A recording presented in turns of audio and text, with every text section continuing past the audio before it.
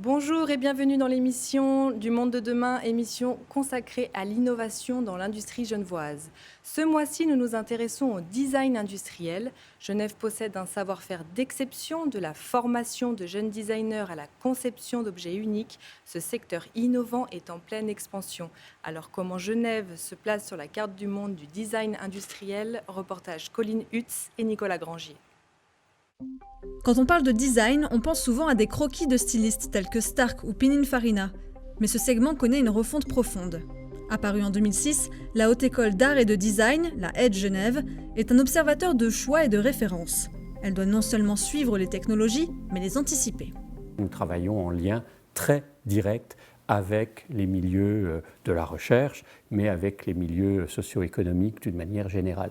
Et ces milieux nous sollicitent très fréquemment pour des mandats, des travaux dans lesquels les étudiants sont pour partie engagés.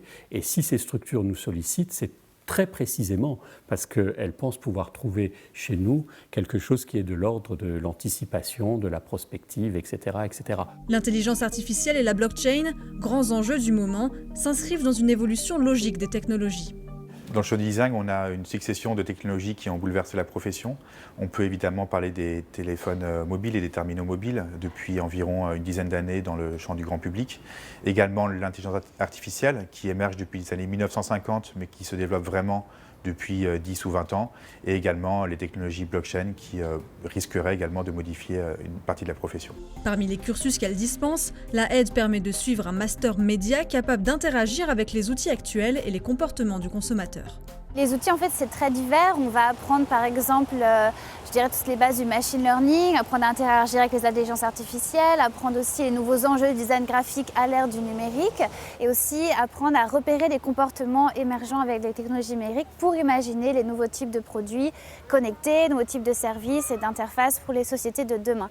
Cette formation pragmatique ouvre des perspectives motivantes pour les jeunes étudiants. C'est le cas de Valérie Pierrimbert, récemment diplômée.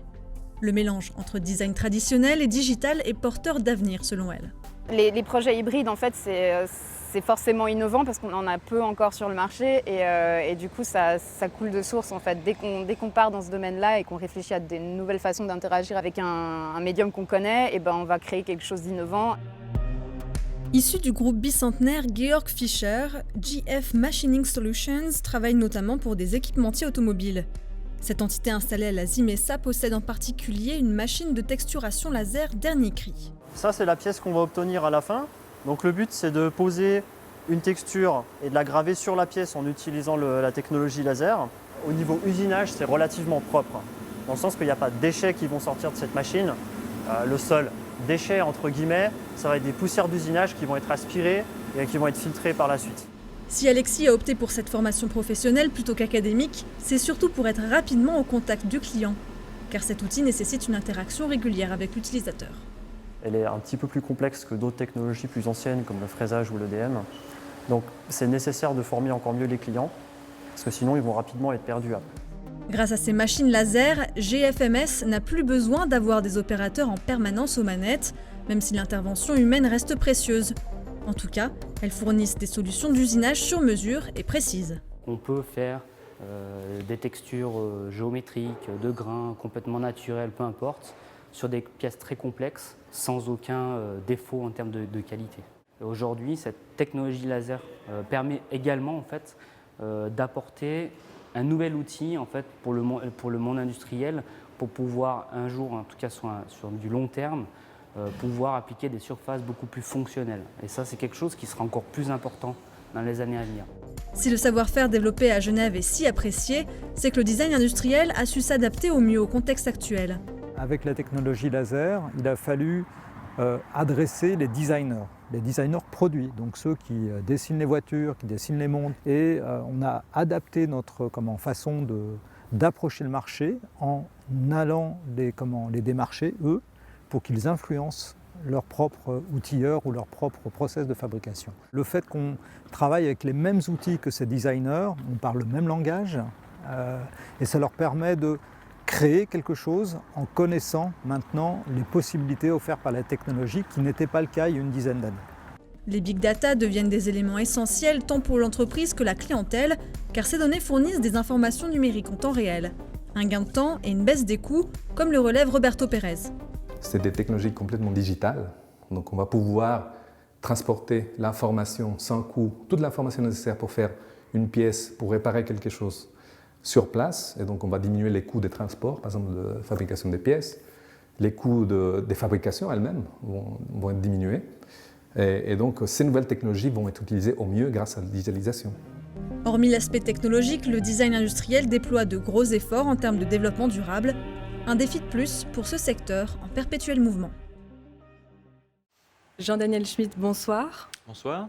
Vous êtes co-créateur et co-directeur de la manufacture basée à Meyrin. En quelques mots, la manufacture, c'est quoi? Alors, nous sommes une PME, voire petite entreprise, vu qu'on est 3 associés, on a 3 employés. À la base, on vient du monde de la bijouterie, et puis depuis une dizaine d'années, on s'est lancé dans l'impression 3D métal, direct métal. Alors, comment la technologie d'impression 3D fonctionne?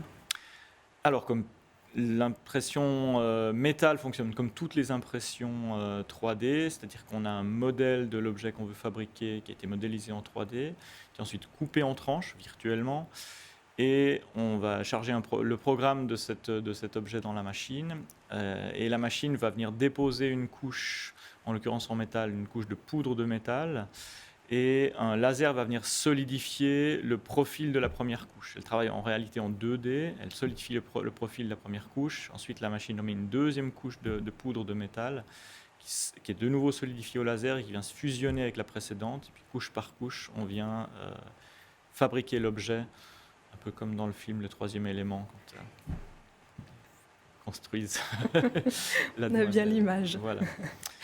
Alors, vous venez plutôt du monde traditionnel de l'horlogerie, et le monde de l'horlogerie est plutôt traditionnel. Comment est-ce que vous avez convaincu vos clients d'utiliser cette technologie? Quels sont les avantages? Alors, dans le monde de l'horlogerie, on se glisse dans une toute petite niche, une petite portion au moment de la création de l'objet. C'est-à-dire que les horlogers vont dessiner leur montre, vont la modéliser en 3D, souvent faire des impressions plastiques pour avoir les premiers volumes, les premiers rendus volumes.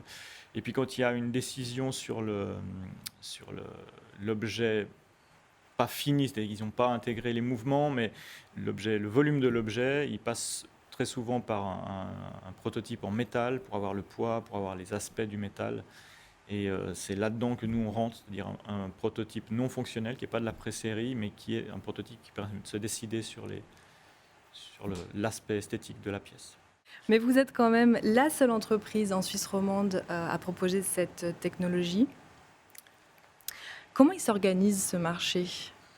Alors on est la seule entreprise en Suisse romande à proposer pour l'horlogerie avec la terminaison. Il y a une ou deux autres petites entreprises qui font de l'impression 3D, mais spécialisées dans l'horlogerie, à notre connaissance, il n'y a que nous. Et on fait aussi de la joaillerie, et là on est beaucoup moins en proto, mais plus en pièces finies. Et là, on est quasiment les seuls, à notre connaissance, au monde à faire ça, pour de la joaillerie titane. Le marché, est-ce qu'on peut parler de marché quand il n'y a qu'une ou deux entreprises? C'est assez compliqué. On est vraiment dans des niches, et je ne sais pas si on peut analyser ça comme un marché. En fait, ça fait 15 ans que vous innovez sur le canton de Genève. Oui, oui, on a toujours un peu, c'est un peu notre marque de fabrique. Les gens commencent nous appellent depuis un certain temps pour ça. On a travaillé sur des aciers damassés pour l'horlogerie, on a travaillé sur de l'or damassé. Là, on a l'impression 3D, qu'on a d'abord commencé pour l'horlogerie, puis pour la joaillerie en titane. Maintenant, on fait la coloration du titane aussi. Et puis, parce que le titane ne permet pas de faire certaines couleurs, certains clients nous demandent des pièces en aluminium, c'est encore un peu plus rare. Et on commence à teinter l'aluminium pour justement faire comme le titane, mais parce que certaines couleurs ne sont pas atteignables en titane, comme le rouge et le noir, ce qu'on peut faire en aluminium. Donc, c'est un peu les innovations en cours de route. Et comment elle est née, cette idée, il y a 15 ans, d'utiliser de l'impression 3D dans ce milieu-là? Alors, on avait un grand plan de carrière. Non, non, c'est une rencontre avec plusieurs personnes. Et puis, les entreprises avec lesquelles on était associés étaient des amis, soit des connaissances d'amis. Et puis, on s'est dit qu'il y avait quelque chose à faire là-dedans. Mais sans véritablement savoir où ça allait déboucher. Vraiment, c'est une technologie qui était balbutiante. Même les fabricants de machines ont exploré l'aéronautique, les moules plastiques, le dentaire, le médical, et l'horlogerie et la bijouterie. On a eu la chance d'être sur un secteur qui marchait, mais on a pu faire marcher ce secteur parce qu'on venait de la bijouterie. Beaucoup de gens qui ont acheté ce genre de machines viennent de l'industrie. Donc savent fabriquer des machines, ont tout l'outil industriel autour, mais n'ont pas les connaissances en bijouterie et en horlogerie. Nous, on a dû apprendre le côté industriel, mais derrière, on a pu amener quelque chose que les autres n'ont pas, c'est-à-dire le côté bijouterie manuelle. On a quand même 3 personnes qui terminent les pièces à la main. Toutes les pièces sont terminées à la main, toutes les surfaces sont reprises à la main. Donc l'humain reste quand même au cœur. Voilà. C'est pour ça qu'on ne peut pas imprimer à l'autre bout du monde. C'est pour ça qu'il y a beaucoup de fantasmes qui tournent autour de l'impression 3D qui sont pas vrais, quoi. Il faut toujours des humains devant la machine, après la machine, avant la machine. C'est une bonne nouvelle. Voilà. Merci beaucoup, Jean-Daniel Schmitt. De rien. Merci à vous de nous avoir suivis et on se retrouve tout bientôt sur l'Aimant Bleu.